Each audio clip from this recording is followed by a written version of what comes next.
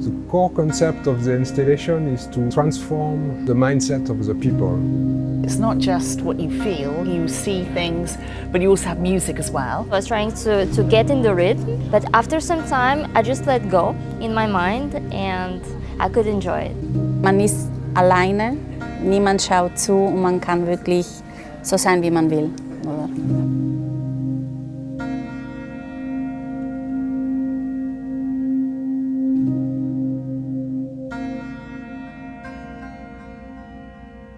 The interesting part of the installation is that they managed to make you forget about reality for a moment.